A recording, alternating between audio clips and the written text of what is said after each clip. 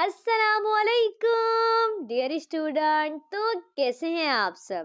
تو آج کی یہ ویڈیو آپ سب لوگوں کے لیے بہت زیادہ انفارمیٹیو ہونے والی ہے، کیونکہ آج کی اس ویڈیو میں ہم اردو کے حصہ جیم کا ایک بہت ہی امپورٹنٹ سوال ڈسکس کریں گے، جو کہ ہمارے پاس ہے شاعر کی شاعرانہ خصوصیات یعنی کہ تبصرہ، اور یہ تبصرہ ہے میر تقی میر کے اوپر، جو کہ آپ کے ایگزام کے لیے بہت زیادہ امپورٹنٹ ہے۔ تو آئیں اب بغیر وقت کو ضائع کیے ہم چلتے ہیں ویڈیو کی طرف۔ تو یہ ہمارے پاس ہے حصہ جیم، جس میں ہمارے پاس آتے ہیں تفصیلی سوالات کے جوابات، ٹھیک ہے۔ مندرجہ ذیل میں سے کسی ایک شاعر کی شاعرانہ خصوصیات تحریر کیجیے، ٹھیک ہے۔ تو اس کے اندر جو آپ کے پاس پہلا سوال ہوتا ہے، اس کے اندر آپ کو 3 عدد شاعر دیے جاتے ہیں اور آپ نے کسی ایک شاعر کی شاعرانہ خصوصیات لکھنی ہوتی ہیں۔ تو آج کی اس ویڈیو کے اندر ہم میر تقی میر کی شاعرانہ خصوصیت کے اوپر بات کریں گے، ٹھیک ہے۔ اب آپ ایک بات اچھی طرح دھیان میں رکھیں کہ جس سیکوینس سے میں نے یہ لکھا ہے، آپ نے بالکل ایسا ہی لکھنا ہے۔ یہ ویڈیو میں نے آپ لوگوں کے لیے بہت زیادہ محنت سے بنائی ہے، ٹھیک ہے۔ میں نے اس میں بہت زیادہ ہی آسان الفاظ کو ایڈ کیا، کیونکہ مجھے پتا ہے کہ نوٹس وغیرہ کے اندر جو الفاظ ہوتے ہیں وہ بہت زیادہ مشکل ہوتے ہیں، اور جو شعر وغیرہ ہوتے ہیں وہ بھی بہت زیادہ مشکل ہوتے ہیں، یا کہیں بہت زیادہ چھوٹا لکھا ہوتا ہے، کہیں بہت زیادہ بڑا لکھا ہوتا ہے۔ تو میں نے بہت زیادہ دھیان سے اس کو بنایا ہے تاکہ آپ لوگوں کو مسئلہ نہ ہو، آپ ایک ہی جگہ سے آرام سے یاد کر لیں، ٹھیک ہے۔ اچھا، جیسے میں نے لکھا ہے آپ نے بالکل ویسا لکھنا ہے، مطلب جیسے میں نے درمیان میں میر تقی میر کی ہیڈنگ ڈالی ہے، تو آپ بھی بالکل درمیان میں اسی طریقے سے ڈالیں گے۔ اور اس کے بعد پھر میں نے سائڈ پر تعارف شاعر لکھا ہے، تو آپ بھی سائڈ پر ہی تعارف شاعر لکھیں گے۔ آپ کی یہ والی جو ہیڈنگ ہے، یعنی کہ سب سے پہلی میر تقی میر کی، یہ تھوڑی بڑی ہونی چاہیے، ٹھیک ہے، اور یہ والی تھوڑی چھوٹی۔ جیسے میں نے لکھا ہے آپ نے سیم ٹو سیم ویسا لکھنا ہے، ٹھیک ہے۔ اب ایک بات کا دھیان رکھنا ہے کہ اس کی جو لینتھ ہے وہ آپ کے پاس ٹوٹل 8 پیجز ہے، جتنی میں نے آپ کو بتائی ہے، ٹھیک ہے۔ تو آپ نے یہ پورا کا پورا اچھے طریقے سے یاد کرنا ہے، ٹھیک ہے۔ اور اس میں سے اگر آپ کے پاس وقت کم ہو امتحان میں اور آپ کو زیادہ ہیڈنگز کرنی ہے، ٹھیک ہے، تو آپ 7 کر سکتے ہیں، ٹھیک ہے، 7 پیجز کر سکتے ہیں، لیکن یہ آپ کے پاس ٹوٹل 8 پیجز ہے، آپ اتنا لکھیں گے تو انشاءاللہ چیکر آپ کو پورے نمبر دے گا۔ اچھا، اب ایک بات دھیان رکھیے گا، 8 پیجز کا مطلب ہے 2 لوز پیجز، ٹھیک ہے۔ میں نے کہا ایسا نہ بچے پریشان ہو رہے ہیں، وہ پتہ نہیں 8 پیجز کو کیا سمجھ رہے ہو، تو میں یہاں پہ لوز پیج کی بات کر رہی ہوں۔ اب ایک لوز پیج میں 4 پیجز ہوتے ہیں نا، تو 2 لوز پیج میں 8 پیجز ہو گئے، ٹھیک ہے۔ اب دیکھیں ذرا یہاں پر میں نے یہاں پہ جیسے درمیان میں شعر لکھا ہے، آپ بھی بالکل اسی طرح درمیان میں شعر لکھیں گے۔ دیکھیں اب اگر چھوٹی چھوٹی باتوں کا دھیان رکھیں گے تو انشاءاللہ آپ کو چیکر پورے نمبر دے گا، کیونکہ چیکر تو بھائی چیکر ہوتا ہے نا، اس نے تو نمبر کاٹنے ہیں، اور اگر آپ اسے موقع ہی نہ دیں نمبر کاٹنے کا تو وہ کیوں کاٹے گا بھائی، اوکے۔ اب ذرا ہم شروع کرتے ہیں، ٹھیک ہے۔ تو آپ نے تعارف شاعر لکھنا ہے، اور پھر آپ نے جو میر تقی میر ہے ان کا تھوڑا سا تعارف دینا ہے، جتنا میں نے لکھا ہے آپ نے اتنا ہی لکھنا ہے۔ اب جو میں نے یہ پورا لکھا ہے نا، اس میں سے آپ نے کچھ کٹ نہیں کرنا، کہیں آپ کا امیج یہ کٹ کر دیں وہ کٹ کر دیں، نہیں، یہ مکمل ہے، میں نے اس کو بہت کٹ کر کے ہی لکھا آپ کے پاس، ٹھیک ہے۔ تو اگر آپ یہ لکھیں گے نا، آپ یقین کریں جو چیکر ہے نا وہ آپ کو پورے 20 میں سے 20 نمبر دے دے گا۔ چلیں 20 میں سے 20 نہیں دے گا تو 18 سے 19 نمبر تو آپ کو آرام سے دے دے گا، ٹھیک ہے۔ اور اگر کوئی اچھا چیکر ہوا نا، دل کا نرم ہوا، تو آپ کو یقین کرے 20 نمبر دے دے گا، اوکے۔ اگر کوئی ہوا تھوڑا خلوص تھا تو وہ آپ کو 18 سے 19 نمبر دے دے گا، اوکے۔ تو اب ذرا شروع کرتے ہیں ہم۔ تعارف شاعر: میر تقی میر کو اردو ادب کا شہنشاہ اور خدائے سخن کہا جاتا ہے۔ میر تقی میر کی ساری زندگی مصائب اور غموں میں بسر ہوئی، قدرت نے انہیں ایک حساس شاعرانہ دل و دماغ عطا کیا ہے۔ وہ اپنے جذبات، احساسات اور تصورات کو انتہائی خوبصورتی کے ساتھ شعروں کے قالب میں ڈھال دیتے تھے۔ ان کی شاعرانہ عظمت کا اعتراف ان کی زندگی میں کئی شعراء نے کیا تھا۔ وہ خود اپنے بارے میں فرماتے ہیں، اب آپ نے شعر لکھنا ہے: میں ہوں سارے عالم پر چھایا ہوا، میں ہوں سارے عالم پر چھایا ہوا، مستند ہے میرا فرمایا ہوا۔ اب میں آپ کو ایک بات بتاؤں کہ اب جیسے میں نے یہاں پر شعر لکھا ہے، تو آپ نے اس شعر کو پوائنٹر سے نہیں لکھنا ہے، نہ ہی بلو پین سے لکھنا ہے، ٹھیک ہے۔ آپ نے اسے کٹ سے لکھنا ہے، ٹھیک ہے، بلیک کٹ سے۔ دیکھیں یہاں پر یہ جو درمیان والا مٹیریل ہے، تو ظاہری بات ہے اس کو آپ بلو پین سے لکھیں گے تو آپ کا جو شعر ہے نا وہ بلیک کٹ سے ہونا چاہیے۔ چلیں اگر آپ بلو کٹ سے بھی لکھ دیں گے تب بھی کوئی مسئلہ نہیں ہے۔ اب مجھے پتا ہے کیونکہ کٹ سے لکھنے میں تھوڑا سا مسئلہ ہوتا ہے، مطلب تھوڑا زیادہ دھیان رکھنا پڑتا ہے، ٹھیک ہے۔ تو اگر آپ کے پاس بورڈ کے اندر ٹائم کم ہو تو پھر آپ بلیک پوائنٹر کا استعمال کر سکتے ہیں، آپ شعر لکھنے کے لیے بلیک پوائنٹر کا استعمال کر لیں، ورنہ آپ اس کو بھی کٹ سے ہی لکھیں، ٹھیک ہے۔ اب بڑی کلاس میں آ گئے بھائی آپ، ٹھیک ہے۔ اب ہمارے پاس شروع ہوتی ہیں کلام کی خصوصیات۔ تو اب آپ نے اس طریقے سے سائڈ پہ ہیڈنگ ڈالنی ہے، کلام کی خصوصیات، اور ساتھ میں ایک لائن لکھنی ہے، میر تقی میر کے کلام کی اہم خصوصیات مندرجہ ذیل ہیں.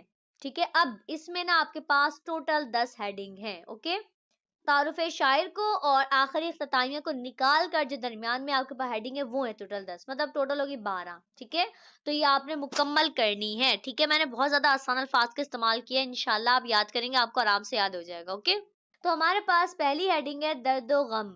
میر تقی میر کے کلام کی ایک اہم خصوصیت درد و غم بھی ہے. میر کی ساری زندگی غموں سے پر تھی.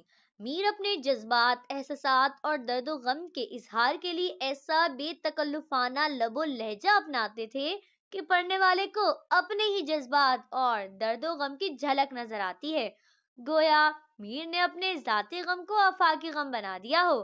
درد و غم کے معاملے میں میر کا ہر شعر درد مند دل کی آہ اور آنسو بن جاتا ہے. مثلاً مجھ کو شاعر نہ کہو میر کے صاحب ہم نے، درد و غم کتنے کیے جمع تو دیوان کیا. اچھا، اب میں نے آپ کو بتایا تھا کہ آپ جو ہیڈنگ لکھیں گے تو آپ دھیان رکھیں گے اس ہیڈنگ میں وہی شعر لکھیں گے. تو آپ ایسا نہیں کر سکتے کہ درد و غم کی ہیڈنگ میں آپ سوز و گداز کا شعر لکھیں. ٹھیک ہے، آپ شعر کو آگے پیچھے نہیں کر سکتے ہیں، اس بات کو اپنے ذہن میں لکھ کر بٹھا دیں. اوکے، جو شعر جس ہیڈنگ کا ہے آپ نے اسی ہیڈنگ کے اندر لکھنا ہے. ٹھیک ہے، تبھی میں نے بہت دھیان سے آپ لوگوں کے لیے بنایا کہ آپ کو مسئلہ نہ ہو اور آپ کے پاس آرام سے مٹیریل ہو اور آپ بس آرام سے یاد کر لیں. اوکے، تو میں نے ہر ہیڈنگ میں وہی شعر لکھا ہے جو اس ہیڈنگ کا ہے، نہ کہ کوئی اور شعر لکھا ہے. ٹھیک ہے، تو اب آپ لوگوں کے لیے بہت آسانی ہے، ٹائم بھی کم ہے، تو اب آپ لوگ یاد کرنے پہ فوکس کریں اپنے. ہمارے پاس جو دوسری ہیڈنگ ہے وہ ہے سوز و گداز. میر تقی میر کے کلام کی ایک اہم خوبی سوز و گداز بھی ہے. سوز و گداز شاعری کی روح سمجھی جاتی ہے. میر کا سارا کلام سوز و گداز سے پر ہے. میر کی ساری زندگی کیونکہ مشکلات کا منہ بولتا ثبوت تھی، اسی لیے نا ان کی شاعری میں ایک مستقل غم اور سوز و گداز منعکس ہو رہا ہے. میر کا یہ شعر سوز و گداز کی صحیح عکاسی کر رہا ہے. اب آپ نے شعر لکھنا ہے، جو اس زور سے میر روتا رہے گا، جو اس زور سے میر روتا رہے گا تو ہمسایہ کاہے کا سوتا رہے گا. ہمارے پاس جو تیسری ہیڈنگ ہے وہ ہے سادگی. میر کے کلام کی ایک بہت ہی اہم خوبی نا سادگی کا ہونا ہے. میر اپنے دل کی بات نہایت سیدھے سادے اور بھولے بھالے انداز میں کرتے ہیں. انداز بہت ہی دھیما اور دل نشین ہوتا ہے. جب کوئی ان کے شعر کو پڑھتا ہے تو اسے محسوس ہوتا ہے کہ شاید میر اسی سے مخاطب ہے. میر کی بات نا دل میں اتر جاتی ہے. مثلاً سرہانے میر کے آہستہ بولو، ابھی تک روتے روتے سو گیا. ہمارے پاس جو اگلی ہیڈنگ ہے وہ ہے تصوف. میر تقی میر کے کلام کی ایک اہم خوبی تصوف بھی ہے. میر باقاعدہ صوفی تو نہ تھے، لیکن ان کے کلام کا ایک بہت بڑا حصہ نا صوفیانہ مضامین سے پر ہے. اس کی وجہ نا ان کی بچپن کی تربیت ہے جو کہ صوفیانہ ماحول میں ہوئی تھی، اور دوسرا میر نے نا غم کو اور مشکلات کو اپنی زندگی میں اتنے قریب سے دیکھا ہے کہ وہ صوفیانہ شاعری کرنے پر مجبور ہو گئے ہیں. اب آپ نے شعر لکھنا ہے، تھا مستعار حسن سے اس کے جو نور تھا، خورشید میں بھی اس کا ہی ذرہ ظہور تھا. تو یہ جو شعر ہے نا یہ بھی اللہ تعالیٰ کے بارے میں یعنی کہ تصوف سے ریلیٹڈ ہے. اب ہمارے پاس نیکسٹ ہیڈنگ ہے ترنم و موسیقیت. میر کے کلام میں ترنم و موسیقیت بھی پایا جاتا ہے. ترنم و موسیقیت شاعری کی روح سمجھی جاتی ہے. اس کے بغیر شاعری نامکمل تصور کی جاتی ہے. میر کا سارا کلام ترنم سے پر ہے. وہ غزلوں کی بحروں میں چاہے وہ چھوٹی ہو یا بڑی الفاظوں کی تکرار سے ترنم و موسیقیت کی فضا پیدا کر دیتے ہیں. اب آپ نے ایک شعر لکھنا ہے، پتا پتا بوٹا بوٹا حال ہمارا جانے ہے، پتا پتا بوٹا بوٹا حال ہمارا جانے ہے، جانے نہ جانے گل ہی نہ جانے باغ تو سارا جانے ہے. ہمارے پاس نیکسٹ ہیڈنگ ہے منظر کشی. میر کے کلام کی ایک اہم خصوصیت نا ان کی بہترین منظر نگاری ہے. میر کو ایک حقیقت پسند شاعر تسلیم کیا گیا ہے. وہ اپنی مشکلات اور تکالیف کے ساتھ ساتھ نا اپنے عہد کی مشکلات کو بھی اپنی شاعری کا موضوع بناتے تھے. ان کا دور سیاسی بدحالی، معاشرتی افراتفری اور اخلاقی انحطاط کا زمانہ تھا.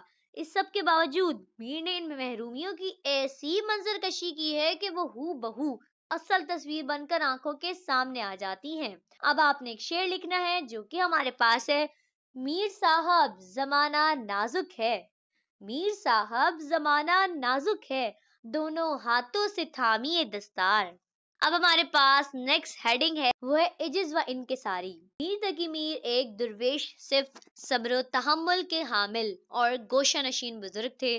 وہ اپنی شاعری پر نہ فخر کرتے تھے، لیکن ان کا یہ فخر بھی عجز و انکساری میں ڈوبا ہوا لگتا ہے۔ وہ انسانیت کی فکر کرنے والے اور ان کا خیال رکھنے والے تھے۔ وہ کبھی بھی غرور و تکبر نہیں کرتے تھے اور انکساری کے ساتھ اپنی زندگی گزارتے تھے۔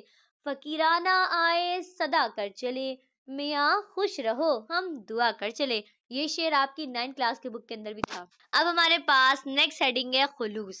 خلوص سے مراد یہ ہے کہ جو کیفیت نہ شاعر پر طاری ہو، یا جو واقعات، جذبات اور احساسات ہونا، شاعر اپنے اشعار کے ذریعے ان کا اس طرح اظہار کرے یا ان کو اس طرح بیان کرے کہ وہ واردات قلبی اور زندگی کی صداقت روزے روشن کی طرح عیاں ہو جائے۔ یہ طریقہ میر کو بہت پسند تھا۔ وہ بھی نہ اپنی شاعری میں اسی خلوص سے کام لیتے ہیں، جیسے حقیقت نہ میر اپنی سمجھی گئی، شب و روز ہم نے تامل کیا۔ اب ہمارے پاس جو اگلی ہیڈنگ ہے وہ ہے خطابیہ انداز۔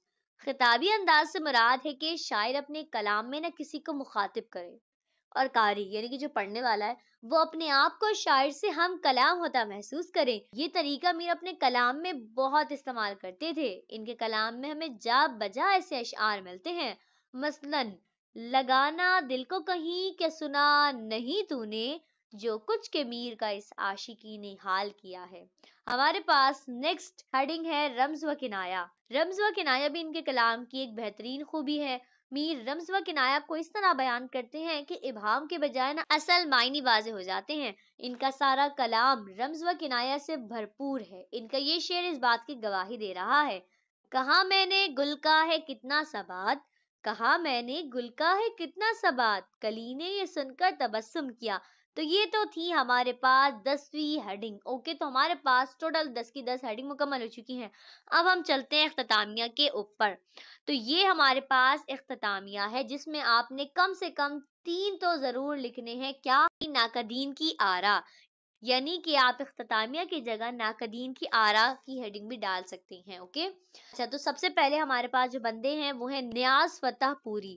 تو نیاز فتح پوری فرماتے ہیں میر تقی میر کے کلام کے بارے میں، فن اور جذبات کے لحاظ سے میر کا ایک الگ رنگ ہے اور وہ اسی رنگ سے الگ پہچانے جاتے ہیں۔ ایک اور یعنی کہ رام بابو سکینہ ان کی شاعری کے بارے میں کہتے ہیں، میر اردو کے شیخ سادی ہیں اور ان کا کلام آفاقی شاعری ہے۔